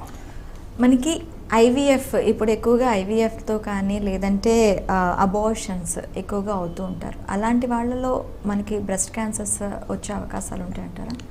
లేదండి, ఫర్టిలిటీకి సంబంధించి ట్రీట్మెంట్లు తీసుకున్నందుకో లేకపోతే అబార్షన్స్ అయినందుకో బ్రెస్ట్ క్యాన్సర్ వచ్చే ఛాన్స్ లేదు. కాకపోతే హార్మోన్స్ వాడేదాన్ని బట్టి మనకి ఛాన్సెస్ ఉంటాయి. ఇప్పుడు 2 రకాలు. ఒకటి ఏంటంటే మెనోపాస్ తర్వాత హార్మోన్ రీప్లేస్మెంట్స్ చేస్తుంటారు.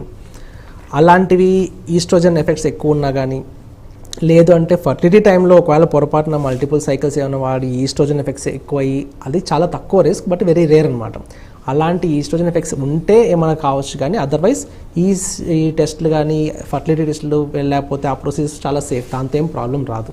అంటే ఇప్పుడు మ్యాక్సిమం అమ్మాయిల్లో కానీ అబ్బాయిల్లో కానీ ఈ బ్రెస్ట్ క్యాన్సర్స్ని ఎక్కువగా ఏ ఏజ్లో మనం ఐడెంటిఫై చేయొచ్చు అంటారు? బ్రెస్ట్ క్యాన్సర్స్ జనరల్గా మనకి పాపులేషన్లో 40+ చాలా ఎక్కువ కామన్ అవుతుంది. 40 కంటే తక్కువ ఈ రీసెంట్గా టైంలో మనం చూస్తుంటే 25+లో కూడా చాలామంది కనిపిస్తున్నాయి. దానికి జెనెటిక్ కారణాలు కావచ్చు, మన లైఫ్ స్టైల్ చేంజెస్ కావచ్చు, తక్కువ ఏజ్లోనే మనకి డిఫరెంట్ హ్యాబిట్స్ ఫామ్ అవుతున్నాయి జనాలకి, ఆల్కహాల్ కానీ లేకపోతే స్మోకింగ్ కానీ ఇలాంటి డిఫరెంట్వి తక్కువ ఏజ్ నుంచి ఎక్కువ ఎక్స్పోజ్ అయితే ఇలాంటి వాళ్ళు కొంచెం ఎక్కువ శాతం చూస్తున్నాం. అదర్వైజ్ జనరల్ పాపులేషన్ అయితే 40+, 50 ఆ ఏజ్ చాలా ఎక్కువ కనిపిస్తుంటారు. ఓకే, చాలా చాలా థ్యాంక్స్ డాక్టర్ గారు. బ్రెస్ట్ క్యాన్సర్ అవేర్నెస్ ఎలాంటి అంటే మనకి మనం ఎలా చూసుకోవచ్చు, లేదు అంటే క్లినికల్ ఎగ్జామినేషన్స్ ఎలా ఉంటాయి, తర్వాత ట్రీట్మెంట్స్ ఎలా ఉంటాయి, చాలా బాగా వివరించారు. థ్యాంక్స్ అండి. చూసారు కదా, October month best cancer awareness. So మీలో ఎవరికైనా అనుమానాలు ఉంటే జస్ట్ సంప్రదించండి, డాక్టర్స్ని సంప్రదించి ముందే అవేర్నెస్ మీకు ఒకవేళ లేకపోయినా కూడా ఒక్కసారి వెళ్ళి మీరు అవగాహన తెచ్చుకుంటే ఒకవేళ వచ్చే అవకాశాలు ఉంటే తగ్గించుకోవచ్చు. సో ఇది ఇవాల్టి ఐ డ్రీమ్ హెల్త్ టైం. మరొక అంశంతో మీ ముందుకు వస్తాం. Stay with us.